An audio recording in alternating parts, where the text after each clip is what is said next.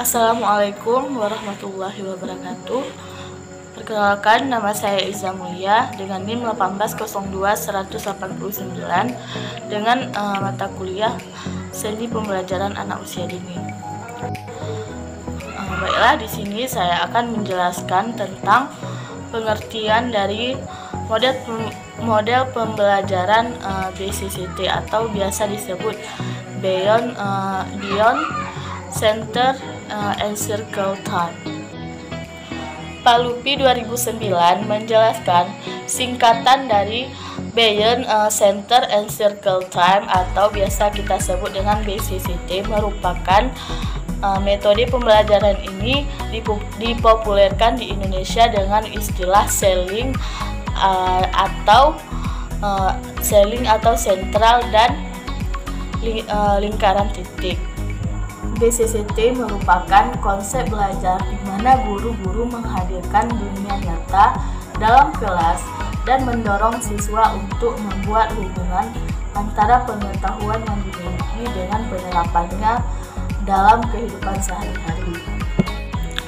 Metode ini juga merupakan peluang merangsang seluruh aspek kecerdasan anak melalui metode bermain terarah atau multiple intelligence. Karena bermain juga merupakan tuntutan dan kebutuhan yang esensial bagi anak usia dini. Titik-titik adalah pendekatan pembelajaran yang menggunakan konsep anak adalah unik. Artinya bila dilakukan pendidikan terhadap anak usia dini misalnya 20 anak, maka akan menghasilkan 20 hasil karya yang berbeda. Meskipun bahan ajar yang digunakan sama, pembelajaran BCCT adalah pendekatan pembelajaran yang dalam proses pembelajarannya yaitu dilakukan dalam lingkaran atau circle time dan sentra bermain. Lingkaran adalah di mana saat guru duduk bersama anak-anak dengan posisi melingkar untuk memberikan pijakan sebelum dan sesudah bermain. Sentra bermain adalah zona area dengan seperangkat sebagai pijakan lingkungan yang diperlukan untuk mengembangkan seluruh potensi dasar anak didik dalam berbagai aspek perkembangan secara seimbang. Sentra yang dibuka setiap harinya disesuaikan dengan jumlah kelompok di setiap RA. Sentra bermain itu terdiri dari sentra bahan alam dan sains, sentra balok, sentra seni, sentra bermain peran, sentra persiapan dan sentra agama dan sentra musik.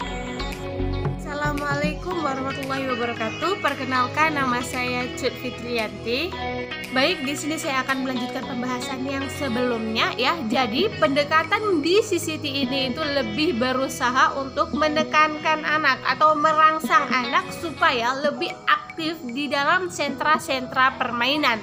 Jadi di dalam pendekatan BCCT ini juga anak itu dijadikan suatu subjek otonom yang mana secara liberalnya anak itu mampu mengembangkan kemampuannya secara maksimal. Jadi di dalam pendekatan ini guru itu hanya bersifat pasif. Kenapa bersifat pasif? Karena di sini guru itu hanya berperan sebagai motivasi untuk memfasilitasi, mendampingi dan memberikan pijakan-pijakan. Nah, titik pijakan yang dimaksud di dalam pendekatan ini adalah dukungan yang berubah-ubah. Kenapa dikatakan dukungan yang berubah-ubah? Karena lebih disesuaikan dengan tingkat pencapaian perkembangan anak. Kemudian ciri khas dari pendekatan BCCT ini adalah duduk melingkar. Kalau sentra tadi memiliki pijakan-pijakan. Nah, ada 4 pijakan di dalam pendekatan BCCT. Yang pertama itu pijakan lingkungan bermain atau persiapan. Yang kedua itu pijakan sebelum bermain. Yang ketiga pijakan saat bermain. Yang keempat pijakan setelah bermain. Nah, pijakan lingkungan bermain atau persiapan. Di sini guru itu lebih bersifat aktif daripada anak. Kenapa? Karena di sini guru itu menyiapkan media-media serta APE apa saja yang diperlukan sesuai dengan tema hari itu. Kemudian yang kedua itu pijakan sebelum bermain. Nah, pijakan sebelum bermain ini seperti kayak ada kegiatan awal seperti berdoa, absen, atau feedback pembelajaran yang telah lalu. Kemudian yang ketiga ini pijakan saat bermain. Nah, pijakan saat bermain ini anak lebih bersifat aktif daripada guru. Anak melakukan semua kegiatan seperti bermain, melakukan instruksi yang diberikan oleh guru. Guru di sini tuh hanya bersifat untuk berperan sebagai fasilitator, motivator, serta memberi dukungan kepada anak agar lebih semangat lagi dalam mengerjakan sesuatu. Kemudian yang keempat itu ada pijakan setelah bermain. Nah, pijakan setelah bermain ini lebih menanamkan kepada anak sikap tanggung jawab serta tolong menolong. Sikap tanggung jawab ini seperti di mana anak mengambil permainan dan di mana anak bermain. Nah, di mana anak akan mengembalikan permainan. Seperti itu konsepnya. Kemudian anak itu dituntut untuk bisa merapikan apa yang telah dia mainkan. Nah, dia bisa membersihkan, merapikan, kemudian menolong temannya yang tidak bisa untuk merapikan mainan, membantu temannya. Oke, jadi untuk mengembangkan sikap sosialnya juga. Baiklah, saya Desika Wahyuna. Di sini saya akan melanjutkan dari penjelasan sebelumnya, yaitu tentang prinsip-prinsip pembelajaran dengan pendekatan BCCT antara lain. Yang pertama yaitu keseluruhan proses pembelajarannya berlandaskan pada teori dan pengalaman yang empiris. Yang kedua yaitu setiap proses pembelajaran ditujukan untuk merangsang seluruh aspek kecerdasan anak melalui bermain terencana dan terarah serta dukungan pendidik dalam bentuk kebijakan-kebijakan. Yang ketiga yaitu menempatkan penataan lingkungan main sebagai pijakan awal yang merangsang anak untuk aktif kreatif dan terus berpikir dengan menggali pengalamannya sendiri. Yang keempat yaitu menggunakan standar operasional yang baku dalam proses pembelajarannya. Yang kelima, mencarikan dan pengelolaan program untuk mengikuti pelatihan sebelum menerapkan pendekatan ini. Dan yang terakhir yaitu melibatkan orang tua dan keluarga sebagai suatu kesatuan proses pembelajaran untuk mendukung kegiatan anak di rumah. Sekian, terima kasih.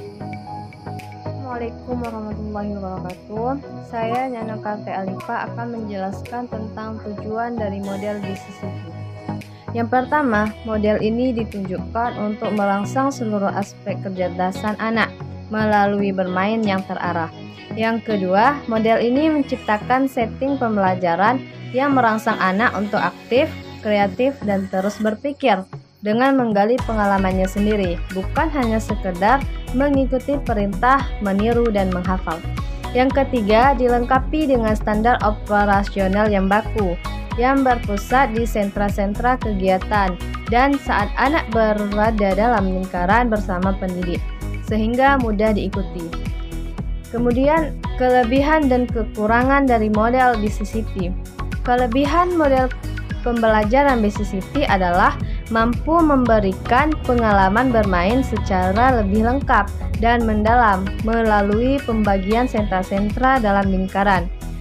Kelebihan lain dari pendekatan ini adalah lebih fleksibel dan kontekstual, sehingga pendekatan ini lebih sesuai dengan kurikulum tingkat satuan pendidikan atau disebut dengan KTSP. Sedangkan kekurangannya adalah model pendekatan BCCT yang lebih menekankan pada sentra dan lingkaran. Justru kebalikannya dari kelemahan yang ada pada sistem area.